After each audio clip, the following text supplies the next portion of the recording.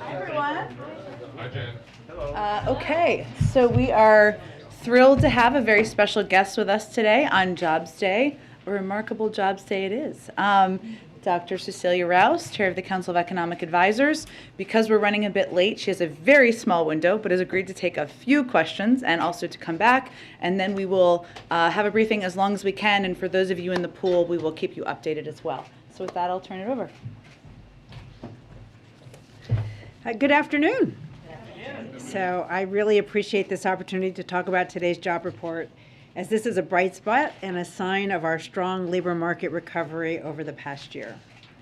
The February jobs report is extremely solid. The economy added 678,000 jobs in February, well above market expectations.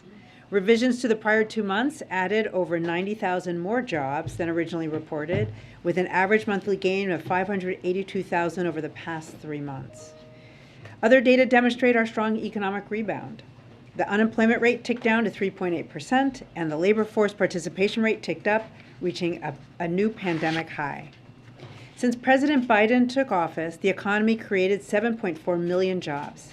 This includes the greatest single year of job growth in American history and the fastest economic growth in almost 40 years. This month's report reflects broad-based growth. For example, the unemployment rate for workers with less than a high school degree is the lowest on record. And employment in all major industries either grew or held steady. Last year, the economy created more manufacturing and trucking jobs than any year since 1994. While the care industry is still behind the overall labor market in terms of its recovery, we saw meaningful increases in nursing and residential care, child care, and state and local government, which is often schools. Notably, this month also saw the largest over-the-month increase in employment in home health care on record. These are important components in helping those with care responsibilities get back to work. We look at the prime age labor force because it is less affected by long-run changes in educational attainment or by the natural slowdown as people age and retire. This month, the employment rate for workers aged 25 to 54 rose, part of a relatively consistent rise. Overall, the recovery from the pandemic recession has been faster than any of the past recessions. For instance, in 2021, job growth averaged 562,000 jobs per month, nearly 3 times faster than from 2011 to 2019, the years following the Great Recession. The share of the labor force experiencing long-term unemployment or involuntary part-time work has fallen dramatically in the pandemic recovery, in part due to the investments of the American Rescue Plan. Both of these measures are often sources of scarring after an economic downturn, which describes conditions where workers suffer economic impacts for substantial time after the recession ends. For instance, after the Great Recession, the long-term unemployment rate reached 4.4%, but did not fall to 1% until 2017, about 7 years later than it reached its peak. From January to February of this year, the long-term unemployment rate held steady, but overall has dropped during the pandemic recovery from a high of 2.6%. We also know that one way scarring can affect workers is through increasing share of workers who cannot get all the hours that they want because they cannot find a full-time job or because business conditions are weak. But similar to the long-term unemployment rate, this measure has seen rapid recovery. The percent of the labor force that is working part-time for economic reasons ticked up in February to 2.5%, but remains below its level in February 2020. Monthly employment and unemployment data can be volatile, and payroll estimates can be subject to substantial revisions. Therefore, it's important to focus on trends rather than data in a single month, which is what the administration stresses every month. Thank you, and I'm happy to take questions. Trevor. You've seen a fairly substantial slide in the stock market this year. We've seen rising oil prices. Those are obviously pressures on the economy. Do you think that if those trends continue, that they will reverse the gains that you've seen? So I think it's important to separate the stock market from the real economy. And the growth that we've seen in the real economy has been the fastest in almost 40 years. We've seen job growth that is historically fast. Obviously we are monitoring the financial sector. The actions of the Federal Reserve play a key role there, and obviously the tensions and the invasion of Russia of Ukraine is having an impact there. So we are monitoring, we are impacting, but quite honestly, we go into 2022 from a position of economic strength. The bones of this economy are strong and has the resilience to weather what is ahead of us in this year ahead. Understanding that, excuse me, data is fluid and volatile right now, but given the strength that the U.S. economy has, how long can it withstand the spikes we've seen in commodities, just the general environment, before the threat of tipping into a recession becomes real at this point? So, look, the economy is very strong. What we saw in February was that we added almost 700,000 jobs over the month as the cases of Omicron were coming down, but did not get down to zero. So what we saw was the resilience in this economy, that we were able to continue the recovery as we're also learning to live alongside of this pandemic and safely get back to our normal lives. So we are optimistic if we continue. The president we have the tools. The president has asked for Congress to have additional tools, which we know are going to be so important as the pandemic is not over, but we know we have the therapeutics, we have the resources to develop vaccines quickly, we've got masking, we have the tools to navigate the pandemic as we go forward. So we are optimistic that we can continue this robust recovery. This president has an economic plan to grow this economy from the bottom up, middle out. It's premised on making the key investments in this economy that have not been made over decades. So the bipartisan infrastructure law was a key component of that. And there are components of his, what were parts of Build Back Better, which is the child tax credit, which is investments in children, paid leave, which help people balance work and home responsibilities, helping people get back to work and balance their care responsibilities, lowering costs for families, whether it's in prescription drugs, childcare costs that have been increasing for decades and that are so important to this economy. So this president is focused on that kind of economic investments, which are premised on increasing our economic capacity, which is the kind of sustainable economic growth that we're looking to see. Given the good news that you just mentioned and the trend lines, which have been very, very positive, why do you think this president is not getting credit from voters for steering the economy in the right direction? Well, I think that's a really complicated question. We know that the American Rescue Plan was really an insurance policy for this economy. What we know is that there are millions more families. We created, the economy created 7.4 million jobs over the past year during this presidency. And so we know millions of families are able to, have a job and put food on the table and pay their bills. What we know in the confidence data, a lot of that is premised on inflation. And we do have inflation. The president has acknowledged that. We understand that. He is focused on that. But what people also report is that their own finances are fairly healthy, but they see the kind of uncertainty in the economy that is there. So we're a pandemic-scarred society. That's not just the economy. There's uncertainty as we navigate our way out of this pandemic, and then the tensions between Russia and Ukraine are going to add to that uncertainty as well. As you described the strength in the economy, if there were a policy decision made to stop importing Russian oil, what impact would that have? And do you see a resilience in the American economy to withstand that? So again, we're in a very good position. What we know is that, from the U.S. economy, we don't import a lot of Russian oil, but we are looking at options that we can take right now if we were to cut the U.S. consumption of Russian energy. But what's really most important is that we maintain a steady supply of global energy. Last one, Josh. Sorry, just to follow up on that, we're reporting right now that you are considering a ban on U.S. imports of Russian crude. Should I interpret your answer just now that it might be more targeted than that?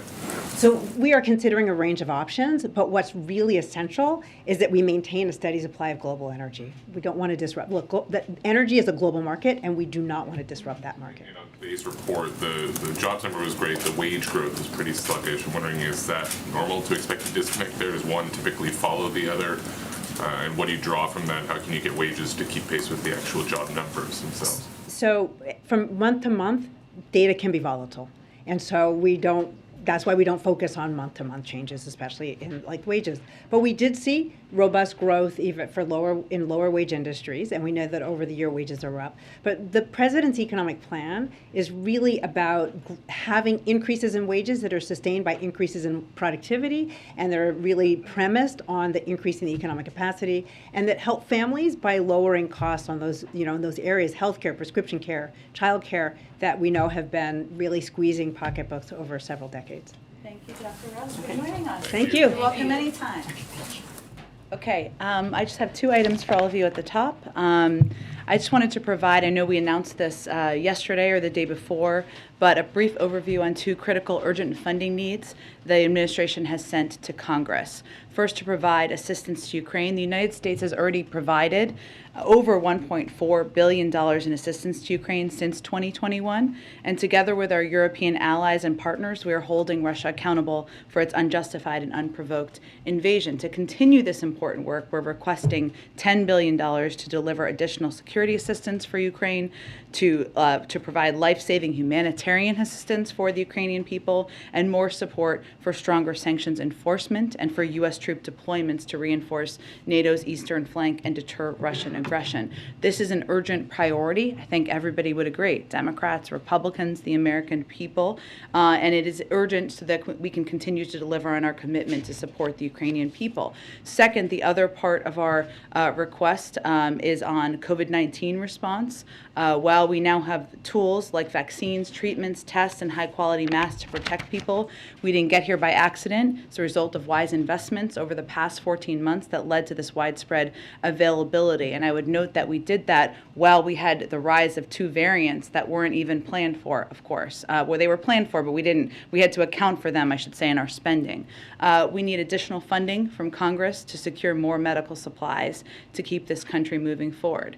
And let me be very clear, this is an urgent request, and this is what is at stake in our fight against COVID. By May, our current supply of monoclonal antibodies will stock out. By July, the current supply of pre-exposure prophylaxis drugs used to protect immunocompromised people will stock out. Funds are needed in March to secure additional supply in July. You have to order them ahead so that you have them when they're needed, when you run out of stock.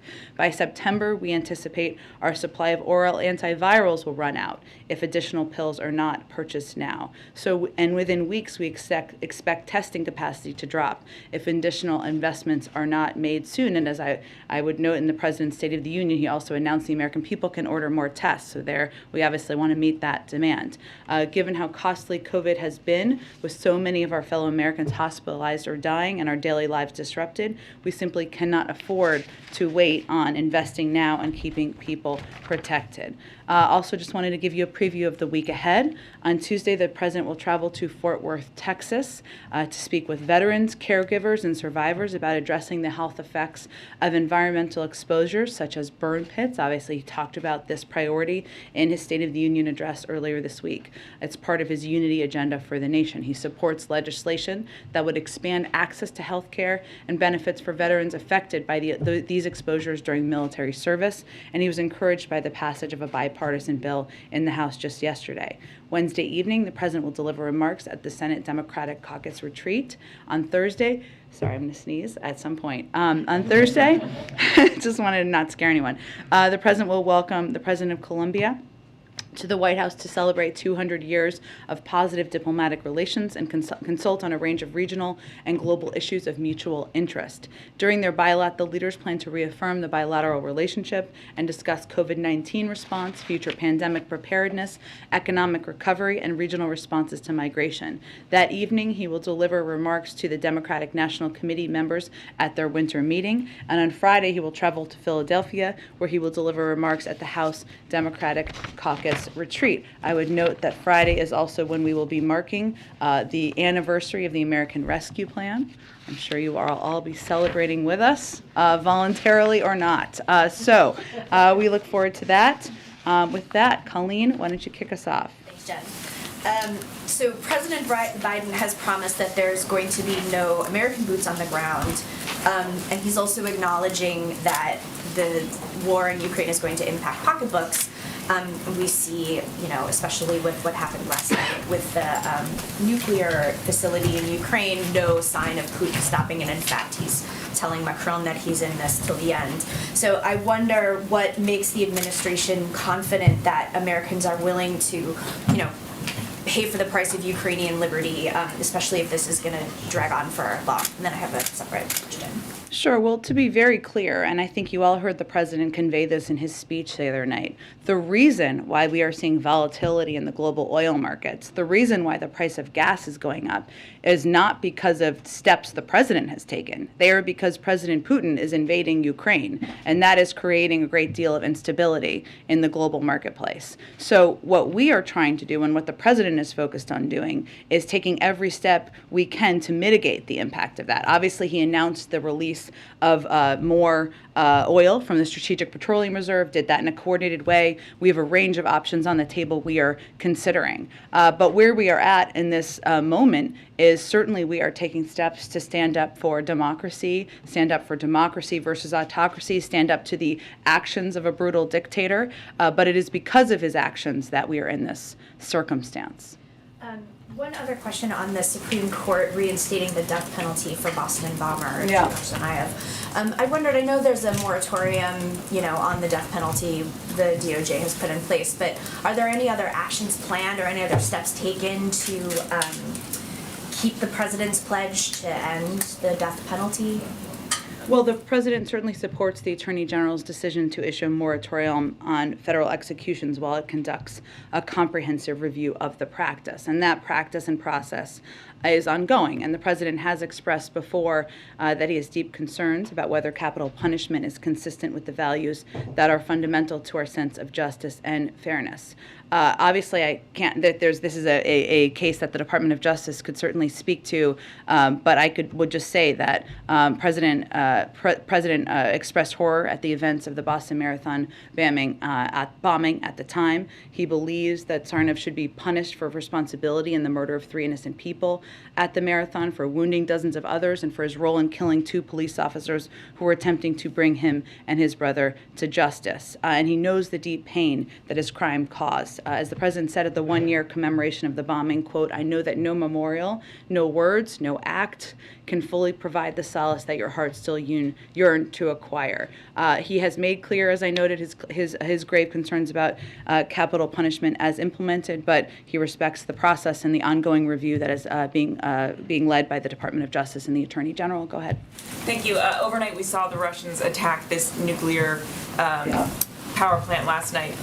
The U.S. Embassy in Kyiv noted on Twitter, it is a war crime to attack a nuclear power plant. Putin's shelling of Europe's largest nuclear plant takes his reign of terror one step further. So just to be clear, is it now the position of the U.S. government that Putin has engaged in war crimes? Well, we have an internal review that's been ongoing prior to last night to collect evidence and data of the targeting of civilians, of the reported use of horrific weapons of war on the ground in Ukraine. That's an ongoing process. We have not made conclusions. It's a legal review and a process that goes through the administration. What I will say is that the intentional targeting of civilians or civilian objects would be considered a war crime, even as we are assessing that. Regardless of the legality, this action was the height of irresponsibility. The Kremlin must cease operations around nuclear infrastructure, and we have, of course, remaining concerns.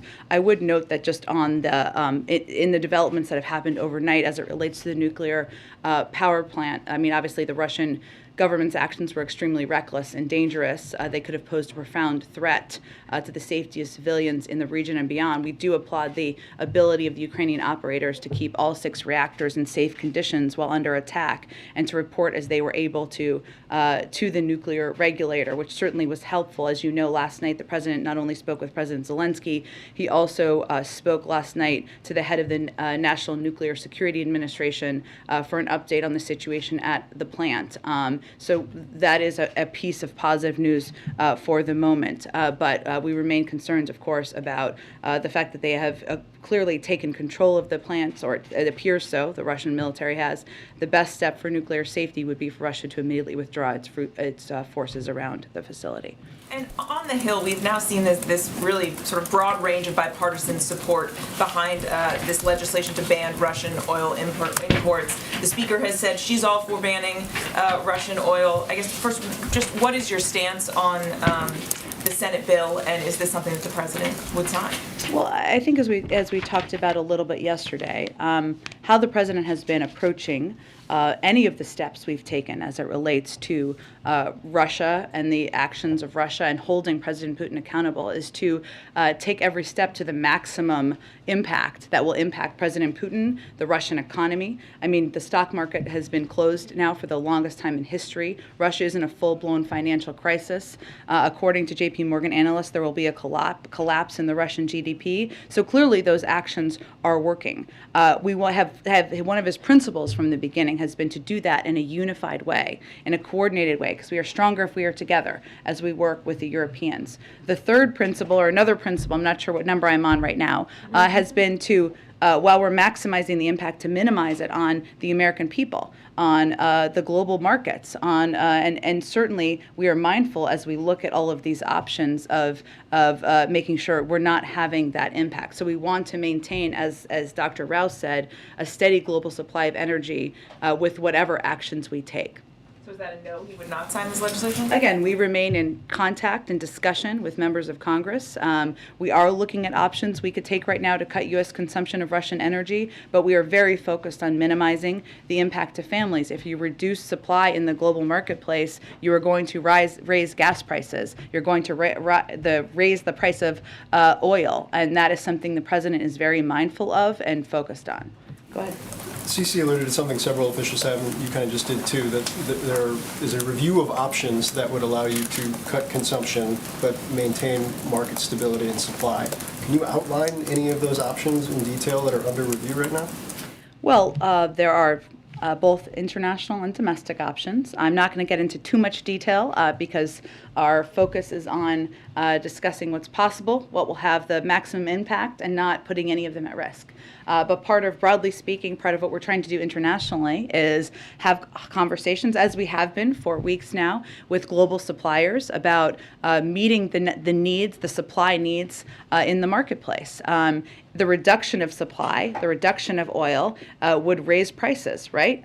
So that is one of the things that we have been focused on. We've talked a little bit about engagements that Brett McGurk has had, that Amos Hochstein have had. These are ongoing discussions. There's not a day that goes by, or maybe even an hour that goes by probably, where members of our national security team and economic team aren't communicating with their counterparts around the world about exactly this issue. There are also a range of domestic options that are out there. Obviously, the president announced the release from the Strategic Petroleum Reserve. That is something where the process is just getting going right now. It takes a little bit to get that going. And then, he'll consider and continue to discuss with his team other steps that we could take domestically. Does the potential for an Iran deal factor into supply considerations at this point? I would say that the biggest priority with the Iran deal is having visibility into and preventing Iran from acquiring a nuclear weapon. Obviously, as a part of that, if you go back to the implementation of the JCPOA, would be the availability of oil. But I would say that our first and foremost priority focus is on preventing Iran from acquiring a nuclear weapon. And then last one, there was significant preparation that lead up to the Russian invasion in terms of cyber defenses in the U.S. with the private sector. Does the U.S. intelligence community have any analysis as to why there has not been any offensive Russian action on the cyber front as it pertains to the United States?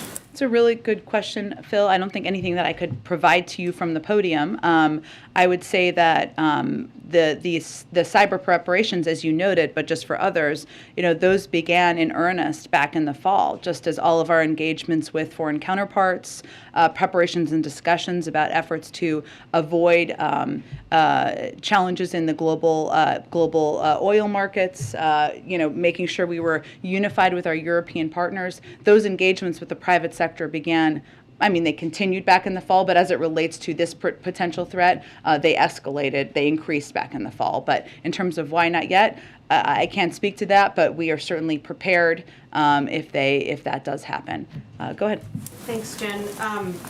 President is meeting with the Finnish president shortly. Yeah. Does President Biden want Finland to join NATO? That would be up to leaders of Finland and the NATO alliance to determine. Senator Lindsey Graham said last night that someone ought to assassinate President Putin. Does the White House have any take on that statement? Is it helpful at this point? That is not the position of the United States government, and certainly not a statement you'd hear come from the mouth of anybody working in this administration. Sounds like the vice president is going to be heading abroad. Can you tell us a little bit more about where she'll be going and what the goal of that trip will be? Not yet, but certainly the vice president has been deeply engaged. She's obviously already made a trip to Europe. I expect there'll be more soon, but I don't have anything to report out to you at this particular moment. And then finally, yesterday you said the U.S. doesn't have a strategic interest in reducing the global supply of energy, but now it sounds like the White House actually is considering cutting off Russian oil imports. What changed? Is it just this drumbeat coming from both sides of the aisle on Capitol Hill that's getting really, really loud? I wouldn't say our position has changed in any way since yesterday. There isn't a strategic interest in reducing global oil supply because that will increase the price of barrels of oil and increase gas prices. So we are looking at ways to, and I said yesterday, I believe, that we are looking at ways to reduce the import of Russian oil while also making sure that we are maintaining the global supply needs out there. I don't have anything to predict in terms of what that will look like, and we, of course, remain engaged with our friends in Congress. Go ahead. Thanks, Jen. There have been some calls to establish safe passage corridors for humanitarian aid purposes. Is that something that the U.S. is at all working on? And then how would it be enforced? Because in 2014, the Russians killed a whole bunch of Ukrainians who were trying to flee in a similar fashion. Well, we are in close contact with Ukrainian leadership to support their efforts, and you're absolutely right. Humanitarian corridors are absolutely critical to help evacuate civilians, provide urgently needed humanitarian aid such as food, water, medical supplies to ensure civilians can travel safely. We've seen and continue to see devastating attacks on cities and infrastructure, including schools, hospitals, and houses that are catastrophic at the hands of the Russian military. So what we need to see is sincerity about the implementation of humanitarian access, work to establish that quickly. In terms of the implementation of that, I don't think I have any more details to convey here, but I think obviously saying you're going to do humanitarian corridors or conveying an openness to that, to your point, is very different from allowing food,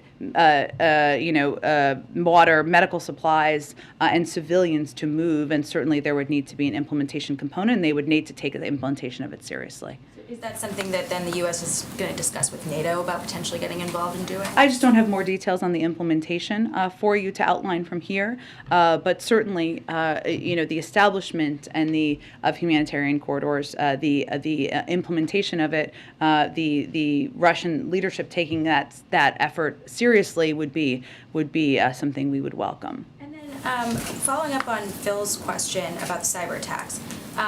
Obviously, it didn't happen leading up to the invasion, but do we have, as the U.S., a capability of knowing whether or not they tried to do something like that? We have a range of capabilities. I'm not going to get into them from here. And then what happens if, you talked about the legal reviews happening for the war crime element earlier. What happens next if the review finds that Putin did commit war crimes? Then what happens? Well, there's a range of means. I would say first, we have our own internal review going on, and if we as we continue that, we will provide any information to both the International Criminal Court, the UN, other entities that are investigating from an international standpoint. We also helped pass a resolution at the UN Human Rights Council to establish a commission of inquiry, which would be an entity where we could provide information that could support future investigations and also determine, to your question, I think, accountability measures.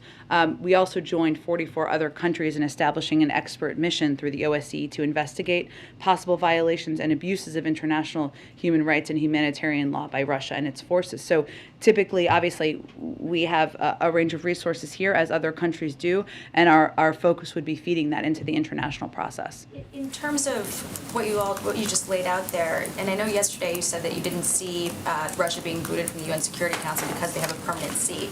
How do you reconcile potential that you have a member of the Security Council that's flagrantly undermining the charter?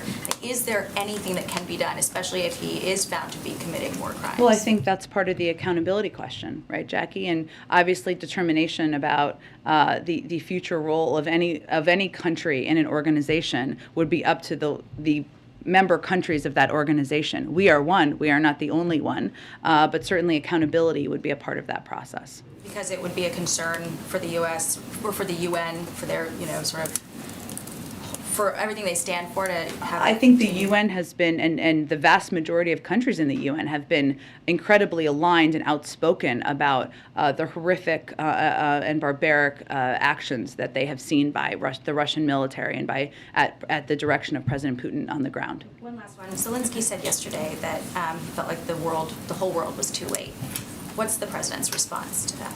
I would say that, President Zelensky has been standing up courageously and bravely in a moment where his country, his own security, his own concerns about his security are understandably under threat.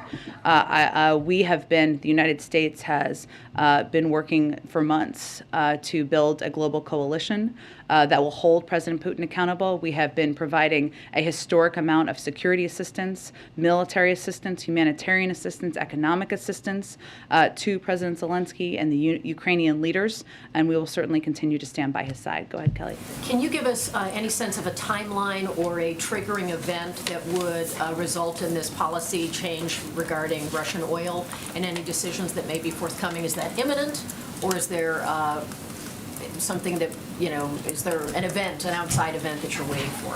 I wouldn't say, Kelly, it's an outside event. I think our continuing concern continues to be, everybody wants to hold President Putin and the Russian leadership accountable. Everybody supports the efforts that the President Biden has been leading around the world to put in place crippling financial sanctions, and they have had an enormous impact. But what we are also mindful of is not taking steps that would have the impact of raising energy prices, raising oil prices, raising gas prices for the American public. And we also are mindful of doing things in a way that is unified with our partners around the world. Can you speak to how the president has steeled himself, hardened himself, if you will? He's made a commitment not to put American troops in a military position in Ukraine.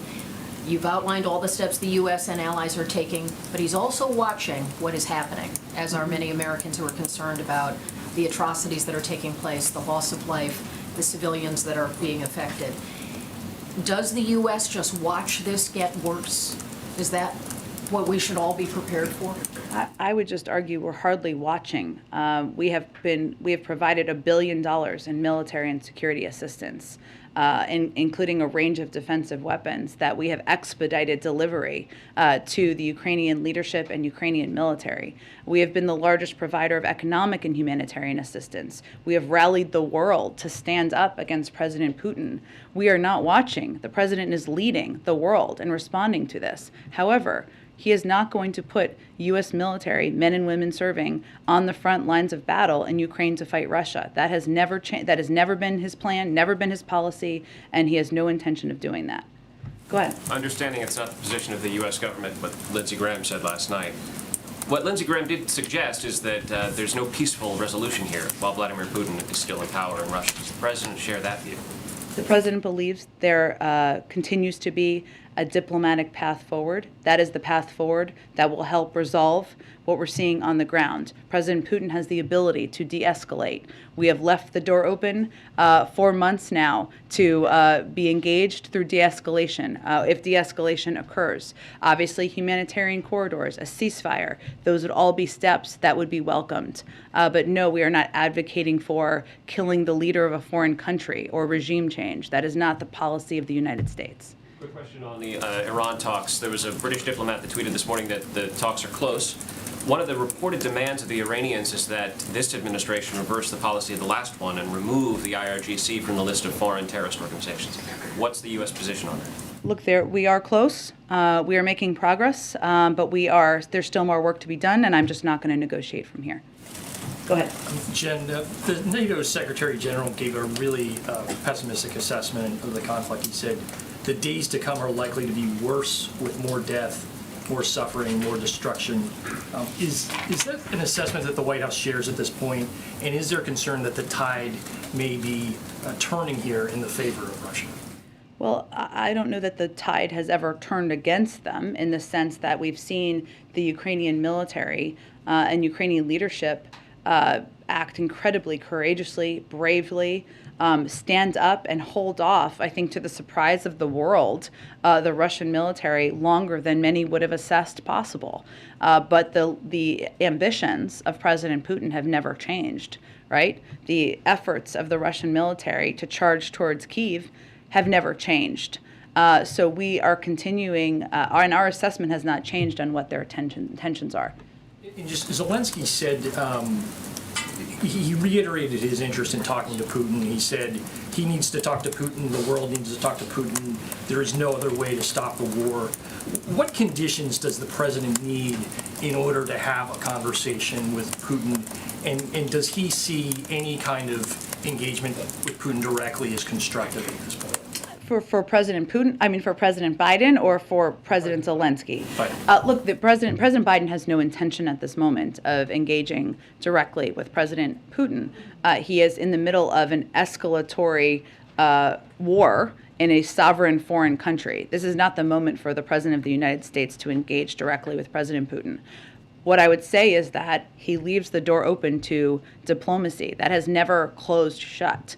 There are certainly steps. Well, I'm not going to outline from here because we'll engage on this through diplomatic channels, what exactly it would look like. There are obvious steps that can be taken. Humanitarian corridors, a ceasefire. Those would all be welcome steps. But in terms of what conditions, it's not the moment now, and I can't predict for you if and when the moment would be. Go ahead. Can I just ask briefly, the president spoke, of course, about the need to confirm his Fed nominees in his State of the Union speech. The Republicans on the committee issued a statement yesterday digging in essentially on Sarah Bloom Raskin. I'm wondering whether the White House remains committed with Senator Brown and advancing all the nominees in one slate, and if you have any response to the Republicans. Yeah, we absolutely do. All 5 of our nominees, including Sarah Bloom Raskin, are well qualified for these positions, and we're calling on the Senate to confirm them as soon as possible. I think it's important to remember what is happening here. The Republicans are not showing up to a committee vote. If one of them showed up, there'd be a quorum to have a vote, and there are enough votes to move her past the committee. That's what's happening. They're not doing their job here, which is just to show up. They don't have to vote for her. They just have to be in the room, which is essentially what people have elected them to do. So we stand by all of our nominees. We're continuing to engage with Senator Brown on moving them forward. And certainly we believe at this moment, when inflation is on the minds of Americans, when rising costs is on the minds of Americans, one thing that the Senate could do is confirm these nominees. Go ahead. Russia has cut off access to Facebook inside of Russia. How does that affect U.S. efforts? Does the White House have concerns about that source of information to Russian citizens being cut off? You know, this is part of their effort, as you know, to cut off a range of information from their public. I talked about this a little bit yesterday, but there are concerning steps they have taken to crack down on any form of information being shared with our public. Certainly Facebook is a part of that. They've also threatened fines for journalists reporting on the ground. They've conveyed that there are only certain words their own Russian media can use at the risk of being fined or even jailed. This is a pattern. This is not necessarily a new approach that they have taken, but to crack down on information in their country to reach the Russian people. So certainly we are deeply concerned about this and concerned about the threat on freedom of speech in the country. One other completely unrelated question. Loved ones who have lost people to COVID, some of them are advocating for a COVID Memorial Day or a physical memorial. Yeah. Does the White House have any view on that? Would you support something like that? I think there's no question the president feels it's important to remember, to memorialize, to take a moment to think of all of the people who have lost, whose lives have been lost, and all of the loved ones who have lost loved ones. He talked about this in the State of the Union, right? In terms of a memorial, I would say there's an openness, but right now we're still battling the virus and still battling the pandemic and working to get funding from Congress to make sure we can continue to do that and moving towards hopefully getting vaccines approved for kids under 5. So there's more steps we're taking, and right now I just don't have any prediction of what that may look like. But certainly memorializing lives lost is something we are open to. Go ahead. Thanks so much, Jen. Two questions for you. First of all, just on the idea of a ban on purchasing Russian oil. The Wall Street Journal had a pretty good story earlier this week, noting that the price of Russian oil has declined as the price of other oil has increased. And I wonder how much of this idea might already be sort of baked in, how much of the pricing might already be baked in, whether that is something that you're thinking of, the White House is thinking about as it's deciding whether or not to do this ban. You mean how much of it is baked into the Russian economy in terms of having an impact? How much of it's baked into the rise in oil that, given that Russian oil prices are going down and people are, it's not being purchased out of the concern that there's some uncertainty about delivery, and there's some uncertainty about, whether there could be larger scale bans, that the ensuing prices are all going up anyway. So you're not really losing that much by banning Russian oil because nobody's really buying it. Well, I think what most experts on the global oil markets would say, though, is that reducing global oil supply would have an impact on the price of barrels of oil and ultimately gas prices. So that is our concern. Now, again, we will continue to have a range of conversations, but I think part of our assessment here is that while maximizing the impacts by taking a range of steps we've already taken, we are mindful of minimizing the impacts on the public, and certainly the rising price of oil and the impact on gas prices is one we are focused on. And just quickly, there's a Washington Post event earlier today where John Bolton said that Trump, quote, may well have withdrawn from NATO in a second term, and that Putin was, quote, waiting for that. And I'm wondering if you have any comment on that. Well, I think that's, I saw those comments. Another reason why the American people are grateful, the majority of the American people, that President Biden has not taken a page out of his predecessor's playbook as it relates to global engagement and global leadership, because certainly we could be in a different place. I mean, there's no question that the strength and unity of NATO has been a powerful force in this moment, and it may take longer time to have the hopeful impact, but that is the strengthening of NATO. We think is unquestionably good for our security here in the United States and for global security. Go ahead, Joe. Jen, you said earlier in the briefing that you'd be providing information to the International Criminal Court about any war crimes being committed by Vladimir Putin. It's long been the position of this administration that the ICC should not get involved in countries where they don't have jurisdiction. You've made that argument about the U.S. You've made that argument about Israel. Do you have a different position when it comes to Russia, and if so, why? I think my point is that we would provide any information through our own process that became available to all of the international entities that are looking into and exploring this exact question. So there's no change in your overall view that they shouldn't Well, take we're not action? a member of the ICC, right? Neither is Russia.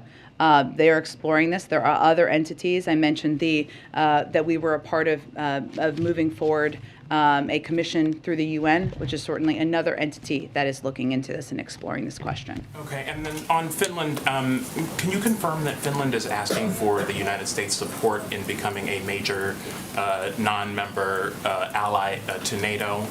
And would you support that? Would you oppose it? Where are you guys on that? It's a mouthful of a title, isn't it? I know, you got it out there, though. Look, I think the president is meeting with his counterpart shortly this afternoon. I will let them speak to what their aspirations are.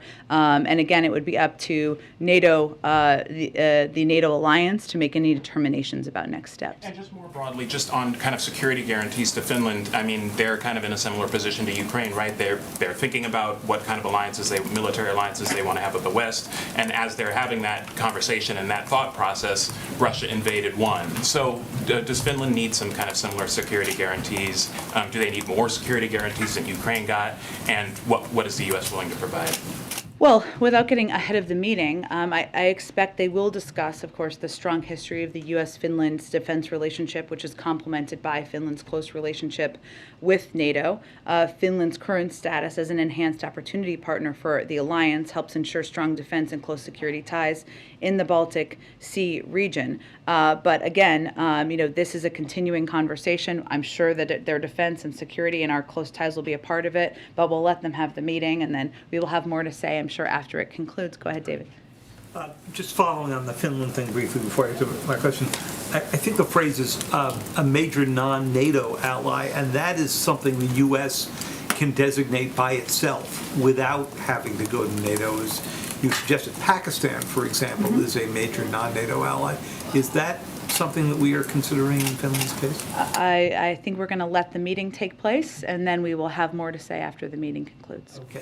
On your answer before on Iran, has the president reviewed the current draft agreement? I understand there are some issues, including some with the IAEA, that are going to get addressed tomorrow when the chief of the IAEA is in Tehran. But has he reviewed and approved the agreement as it now stands? He has been regularly briefed on the status of the negotiations, but I'm not going to get into more specifics beyond that. His belief that any of this has to go to Congress, you've gotten that letter from 30-odd members of Congress. We are aware of the letter. I don't have anything to convey on that either. Let's see where this lands. Obviously, there's more work to be done, pivotal pieces at the very end, so I don't have anything to convey officially on that at this point. And the very last is just a follow-up on Phil's question.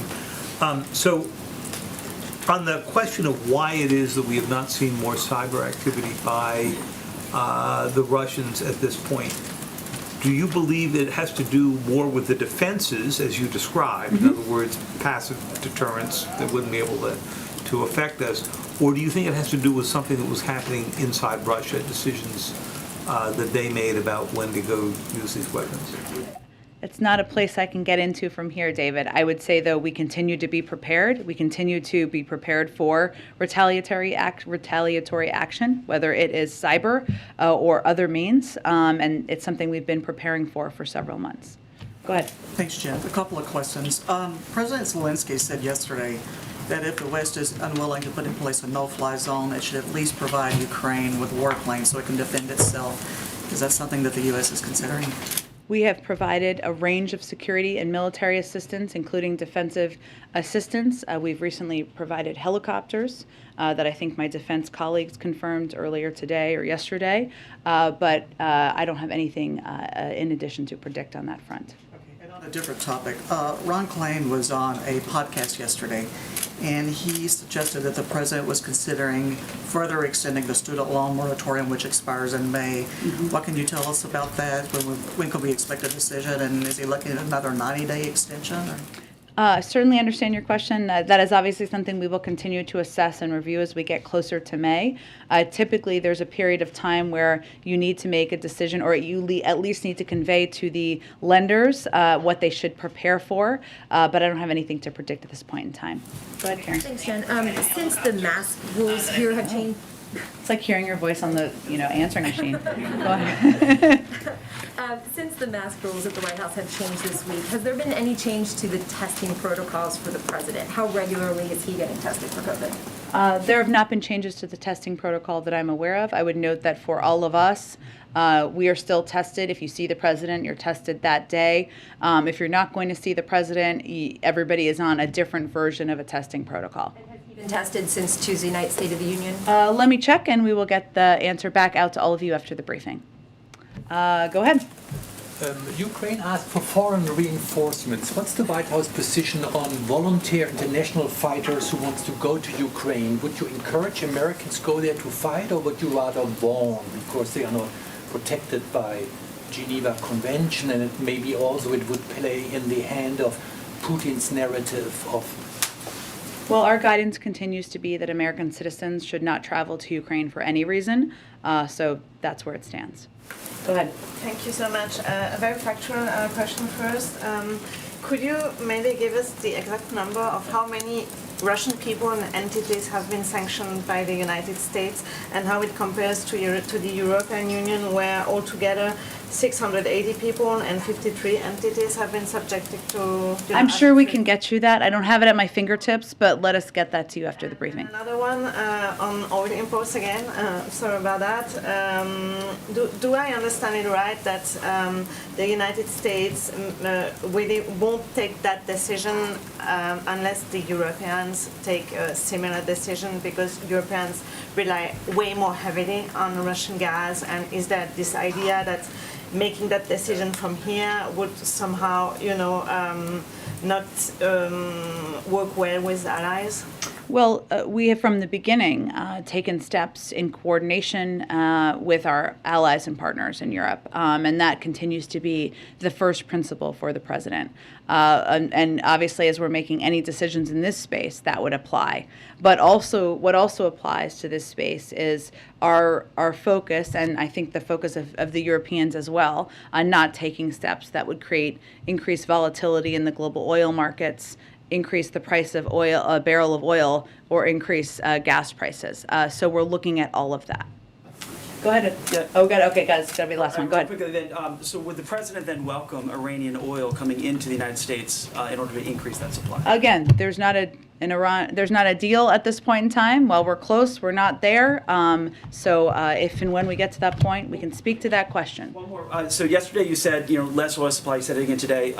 It raises prices, and you said so I asked the American Petroleum Institute about those 9,000 leases that you've been talking about. The president and CEO of that group says that a lot of policies that have been put in place by this administration, including a ban on new development of federal lands and federal waters, is really hindering American energy development during a critical time. Also, he says the royalty fees increasing on drilling discourages investment. So are there any plans to reverse any of these policies to encourage investment? I think he may have avoided your question. I mean, because the fact is that onshore alone, as of the start of this year, the industry had more than 9,000 unused approved permits to drill in the United States. I didn't hear him speak to that in particular. And of the more than 37 million acres under lease offshore and onshore to the oil and gas industry, nearly 60% are currently non-producing. Now, obviously, our view on drilling over the long term is different, I would suspect, than the person you spoke to, which is that what overall we need to do here is reduce our dependence on oil. Europeans are doing that, we're doing that, and I think what we're all going through now in this discussion of banning oil imports and the volatility in the global markets, oil markets, is a reminder of that. So, but there's no shortage of drilling leases that can be used domestically to enhance production in this moment. The oil and gas industry is literally sitting on stockpiled leases and permits. Thanks, everyone. Okay. I'm sorry. I think everybody has to wrap and go to the next engagement here. But see you all on Monday or later today. Thank you.